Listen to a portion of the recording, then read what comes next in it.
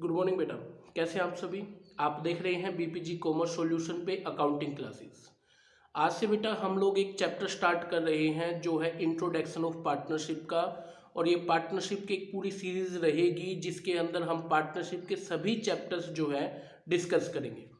आज जो है इंट्रोडक्शन ऑफ पार्टनरशिप में सबसे पहले मैं आपको बताता हूँ कि पार्टनरशिप होती क्या है। Partnership is an agreement between two or more than two persons who are joined together to do a legal business and sharing the profit between all of them। देखिए पार्टनरशिप जो होता है वो दो या दो से अधिक, ज़्यादा हो सकते हैं 50 व्यक्ति, ये लोग मिल करके एक एग्रीमेंट बनाते हैं जिस एग्रीमेंट के थ्रू ये सभी लोग एक पार्टनरशिप में काम करते हैं। इसमें जितना भी प्रॉफिट होगा वो सभी प्रॉफिट वो लोग आपस में डिवाइड कर लेंगे। पार्टनरशिप में जो है एक लीगल बिजनेस होना चाहिए, तभी गवर्नमेंट जो है इस पार्टनरशिप को अपनी जो है सहमति देती है।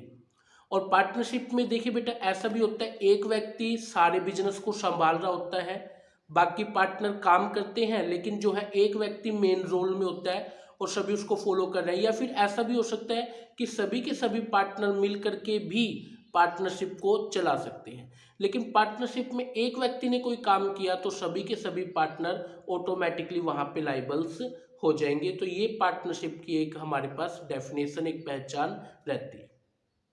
पार्टनरशिप के कुछ फीचर्स आप लोग देख पा रहे होंगे। जैसे कि देखिए पार्टनरशिप का एक फीचर कहता है कि पार्टनरशिप में कम से कम 2 व्यक्ति होने चाहिए और मैक्सिमम कितने हो सकते हैं, 50 व्यक्ति हो सकते हैं। इससे ज़्यादा पार्टनरशिप में पार्टनर्स नहीं हो सकते हैं। सेकेंड वन, एक एग्रीमेंट। देखिए पार्टनरशिप में एक एग्रीमेंट का होना बहुत जरूरी है जिसे पार्टनरशिप डीड कहते हैं। वो रिटन फॉर्म में होना चाहिए ताकि फ्यूचर में पार्टनर्स के बीच में किसी तरह के कोई झगड़े ना हो। पार्टनरशिप में एक बिजनेस का होना बहुत ज़्यादा जरूरी है, तभी जाकर के वो पार्टनरशिप मानी जाएगी। शेयरिंग ऑफ प्रॉफिट एक नेक्स्ट पॉइंट। देखिए पार्टनरशिप तभी पार्टनरशिप है जब आप पार्टनरशिप में जितना भी प्रॉफिट है वो सभी पार्टनर्स में डिवाइड करें। किसी में कम किसी में ज़्यादा हो सकता है, लेकिन वो पार्टनरशिप बिल्कुल वैलिड नहीं होगी जिसके अंदर आप किसी पार्टनर को तो बिल्कुल भी प्रॉफिट ना दे और किसी को सब कुछ दे दे, तो ऐसी पार्टनरशिप वैलिड नहीं होगी। ठीक है। प्रिंसिपल एजेंट रिलेशन एक ये बहुत ही इंपॉर्टेंट फीचर होता है। प्रिंसिपल एजेंट रिलेशन का मतलब होता है कि पार्टनरशिप में जो है एक व्यक्ति ने अगर कोई काम किया है तो सभी के सभी पार्टनर ऑटोमेटिकली जो है उसके अंदर लाइबल हो जाएंगे। मतलब एक व्यक्ति के काम से सभी पार्टनर्स को लाइबल किया जा सकता है, या सभी पार्टनर मिलकर जो भी काम करेंगे ऑटोमेटिकली ऑल पार्टनर्स उसके अंदर क्या हो जाएंगे, इन्वॉल्व मान लिए जाएंगे। No separate existence. देखिए पार्टनरशिप में जो है सेपरेट लीगल एंटिटी नहीं होती है, ये एक अकाउंट का प्रिंसिपल है। ये प्रिंसिपल कहता है कि बिजनेस की अपनी एक अलग पहचान होती है, लेकिन पार्टनरशिप की पहचान पार्टनर से होती है। अगर कल को पार्टनर ही चले गए तो पार्टनरशिप का भी दी एंड हो जाएगा। क्लियर है बेटा आप सभी को। नेक्स्ट वन आप लोग आ जाइए पार्टनरशिप डीड पे। देखिए पार्टनरशिप डीड क्या होती है। पार्टनरशिप डीड जो होती है वो एक रिटन एग्रीमेंट होता है पार्टनर्स के बीच में, जिसमें पार्टनरशिप से रिलेटेड हर एक टर्म एंड क्लोज जो है लिखे होते हैं ताकि फ्यूचर में किसी भी पार्टनर के साथ कोई झगड़े ना हो। कौन कौन से टर्म एंड क्लोज हो सकते हैं, जैसे मोस्ट इंपॉर्टेंट मैंने यहाँ पे आपको दिखाए हुए हैं। जैसे कि पार्टनर्स के नाम क्या क्या होंगे, पार्टनर्स के उन सभी पार्टनर्स के जो है एड्रेस क्या होंगे, हर एक पार्टनर को कितनी सैलरी दी जाएगी लिखा हुआ होगा, हर एक पार्टनर को जो है उसके द्वारा इन्वेस्ट की गई कैपिटल पे कितना इंटरेस्ट कंपनी पेड करेगी वो भी हम जो है पार्टनरशिप डीड में मेंशन कर सकते हैं। हर एक पार्टनर कितनी ड्राइंग कर सकता है, उस ड्राइंग पे पार्टनरशिप फर्म कितना इंटरेस्ट चार्ज करेगी, इस टाइप के क्लोज जो है हम इसके अंदर डाल सकते हैं। अगर कोई पार्टनर फर्म का बहुत ज़्यादा सेल का काम करता है तो उस पार्टनर को कितना कमीशन वगैरह दिया जाएगा, ये भी हम जो है उसके अंदर मेंशन कर सकते हैं।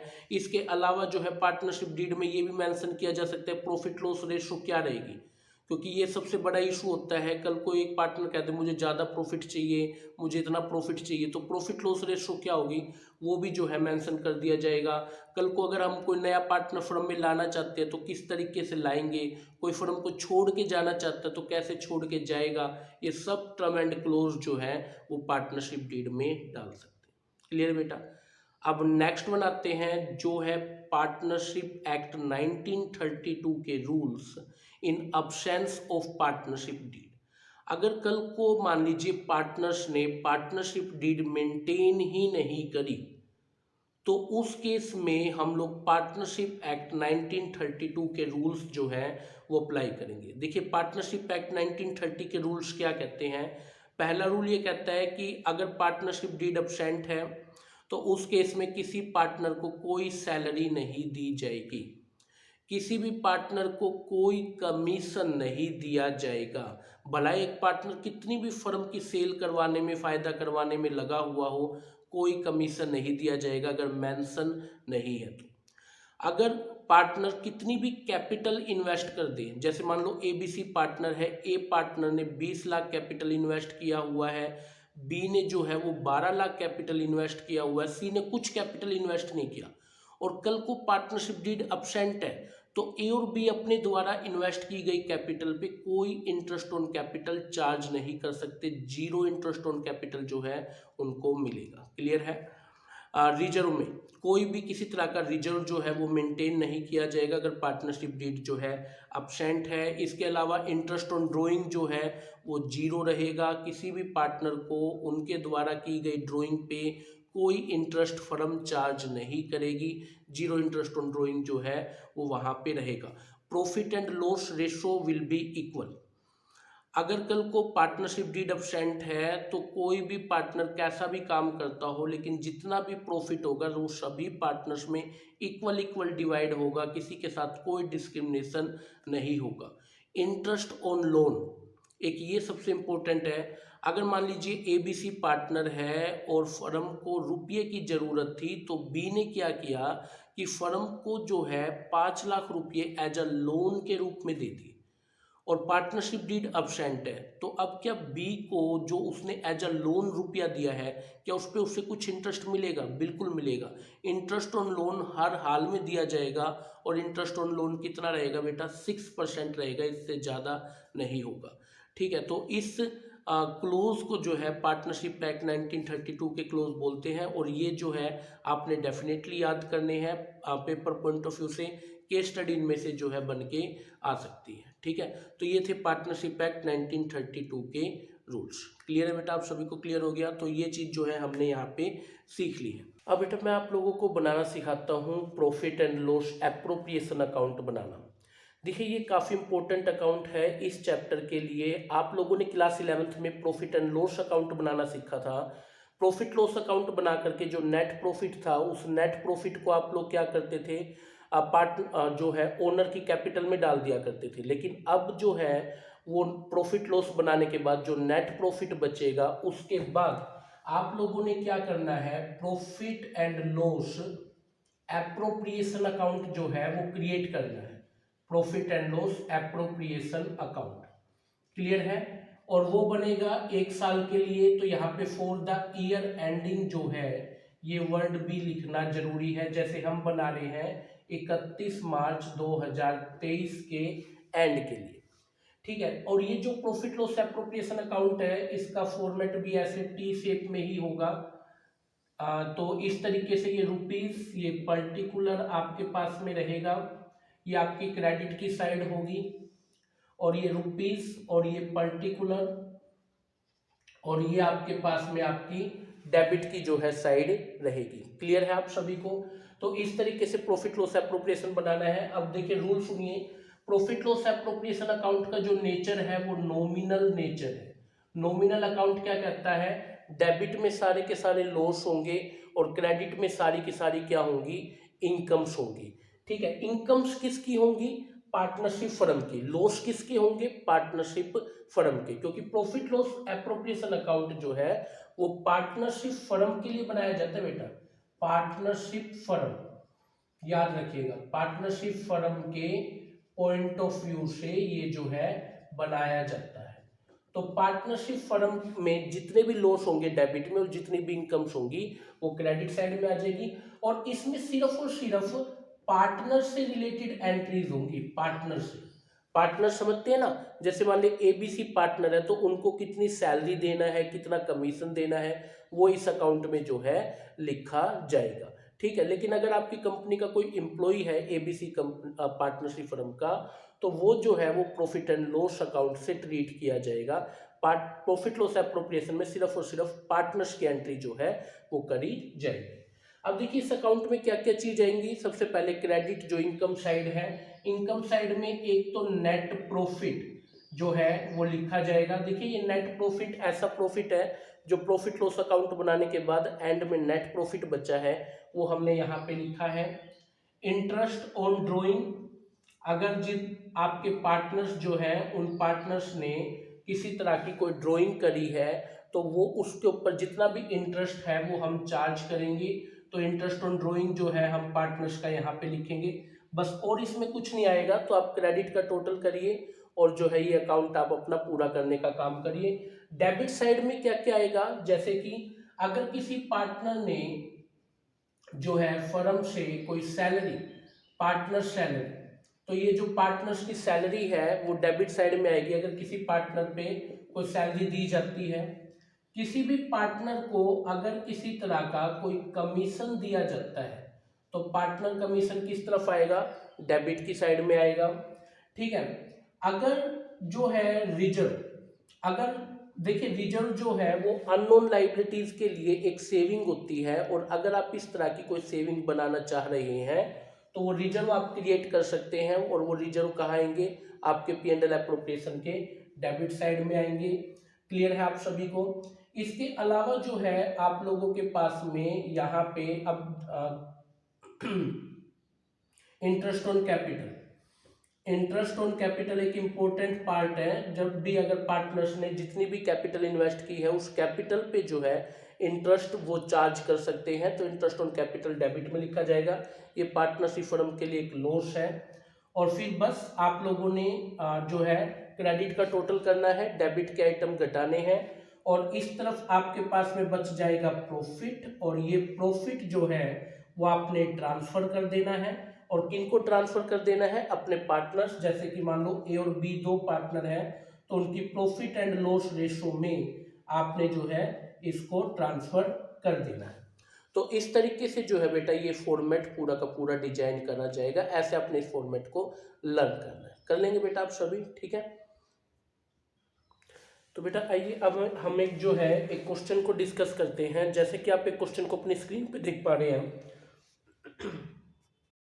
इस क्वेश्चन को जो है हम डिस्कस करेंगे। तो देखिए क्वेश्चन को कैसे सोल्व करना है। क्वेश्चन को करने से पहले एक रिक्वायरमेंट है कि आप लोगों को ना फॉर्मेट बिल्कुल अच्छे से याद होना चाहिए, तब क्वेश्चन बिल्कुल इजीली जो है सोल्व हो जाएगा। क्वेश्चन में लिखा हुआ है, बिल्कुल शुरू से क्वेश्चन को देखते हुए जैसा फॉर्मेट है उसके अकॉर्डिंग क्वेश्चन को डालते जाना है, फटाफट क्वेश्चन हो जाएगा। कह रहे ए और बी पार्टनर है, उनकी कैपिटल है 5 लाख और 3 लाख। अब हमने P&L एप्रोप्रिएशन में कैपिटल को कहीं पे लर्न नहीं किया है कि कैपिटल डेबिट आती है क्रेडिट आती है, तो इट्स मीन कैपिटल तो नहीं आएगी। इंटरेस्ट ऑन कैपिटल कहते हैं 10% पर एनम है, तो इंटरेस्ट ऑन कैपिटल तो डेबिट साइड में आती है, तो हम यहाँ लिखेंगे टू इंटरेस्ट ऑन कैपिटल, और ये कैपिटल ए की कैपिटल पे देना है और बी की कैपिटल पे देना है। इंटरेस्ट ए की कैपिटल है 5 लाख, बी की है 3 लाख, तो इट्स मीन 50,000 तो देना है ए को और 30,000 देना है बी को, और ये टोटल 80,000 का इंटरेस्ट ऑन कैपिटल यहाँ पे क्रिएट हो जाता है। क्लियर है, चलिए आगे बढ़ते हैं। अब क्वेश्चन में कह रहा है कि ए ने विड्रॉ करे हैं 60,000 एनुअली और बी ने 1 लाख रुपीज एनुअली विड्रॉ करे हैं। अब इन्हीं को तो ड्राइंग बोलते हैं, लेकिन ड्राइंग तो P&L एप्रोप्रिएशन में कहीं पे नहीं आती है, तो उसको तो छोड़ दीजिए। आगे बढ़ते हैं। इंटरेस्ट ऑन ड्राइंग गिवन है 20% पर एनम। अब देखिए इंटरेस्ट ऑन ड्राइंग तो हमने याद किया था कि क्रेडिट साइड में आता है इंटरेस्ट ऑन ड्राइंग, तो इंटरेस्ट ऑन ड्राइंग लिखेंगे, और इंटरेस्ट ऑन ड्राइंग जो है वो एज कैपिटल पे चार्ज होगा और बीज कैपिटल पे चार्ज होगा। अब देखिए इंटरेस्ट ऑन ड्राइंग के बारे में एक रूल सुनिए, यहाँ पे ये नहीं बताया कि ए और बी ने ड्राइंग कब करी है, तो उस केस में इंटरेस्ट ऑन ड्राइंग 6 मंथ का चार्ज होगा। इस चीज का आप लोगों ने याद रखना है, क्योंकि इसने बोला ए ने विड्रॉ करे हैं 60,000 एनुअली और बी ने विड्रॉ करे हैं कितने 1 लाख एनुअली, तारीख नहीं दी। Interest on drawing 20% per annum है, तो उस केस में जैसे हम ए का अगर चार्ज करें तो आपने जो है वो वहां पे 60,000 मल्टीप्लाई 20/100 तो आप करेंगे, लेकिन 6 मंथ का चार्ज करेंगे, 6/12 यहाँ पे आप लोग करेंगे। समझ रहे इस चीज को। तो इस तरीके से ए का जो इंटरेस्ट ऑन ड्रॉइंग है वो 6,000 रुपीज का जो है आएगा, कर सकते हैं, इस चीज को याद रखिएगा। और बी का कितना है, 1 लाख है। 1 लाख का अगर आप 20% करते हैं तो 20,000 बनता है, 6 महीने का करते हैं तो ये 10,000 रुपीज का बनता है। तो इस तरीके से जो है ये टोटल इंटरेस्ट ऑन ड्रॉइंग कितने रुपए की हो जाती है बेटा, 16,000 की। कर लेंगे आप लोग, आगे चलिए। ईयर में प्रॉफिट दे रखा आपको 5 लाख रुपीज। अब 5 लाख रुपीज का प्रॉफिट जो है वो तो यहाँ पे आता है, तो आप लिखेंगे बाय नेट प्रॉफिट कितने रुपए का, 5 लाख रुपीज का। क्लियर है, आगे चले। आगे क्वेश्चन में कहते हैं ए और बी को सैलरी देना है, तो सैलरी तो यहाँ डेबिट में आता है, पार्टनर सैलरी। अब ए की कैपिटल पे देना है और बी की कैपिटल पे देना है। अब सैलरी कितना है बेटा आपके पास में, ए की सैलरी है 5,000 पर क्वार्टर।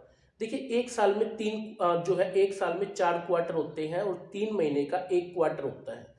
तो इस मीन ए की सैलरी कितनी होगी बेटा, 5,000 को अगर हम 4 से मल्टीप्लाई करते हैं तो 20,000 रुपये जो है वो ए की कैपिटल हो गया, क्योंकि एक साल में 4 क्वार्टर होते हैं तो 4 बार सैलरी लेगा। और बी की जो सैलरी है वो 5,000 पर मंथ है। अब देखा जाए तो देखिए पूरे साल में महीने तो 12 होते हैं तो वो 12 बार सैलरी लेगा। तो इट्स मीन यहाँ पे इसकी सैलरी हो गई 60,000 रुपीज।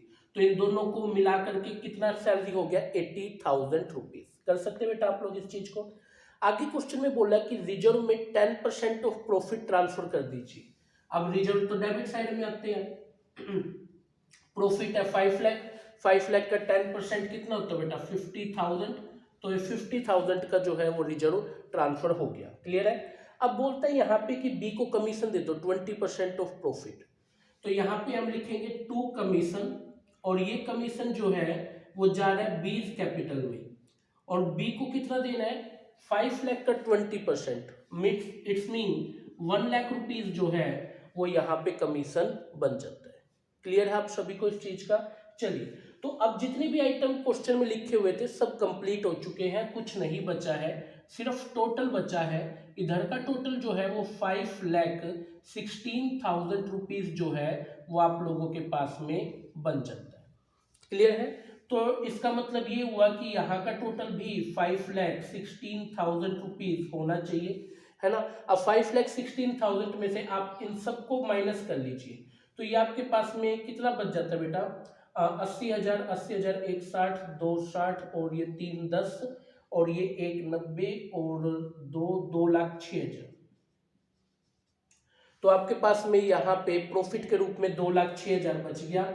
आप इस प्रॉफिट को जो है वो ट्रांसफर करिए, और प्रॉफिट को बेटा ये जो है हम किस में ट्रांसफर करेंगे, प्रॉफिट में को जो है हम ट्रांसफर करेंगे एज कैपिटल में और बीज कैपिटल में। क्लियर है। और जो है हमारे पास में ए और बी का जो है कैपिटल, तो प्रॉफिट लॉस रेशियो तो गिवन नहीं है, तो इट्स मीन रूल किसका अप्लाई होगा, पार्टनरशिप एक्ट 1932 का रूल क्या कहता है, इक्वल रेशियो में बांट दीजिए, इक्वल रेशियो में।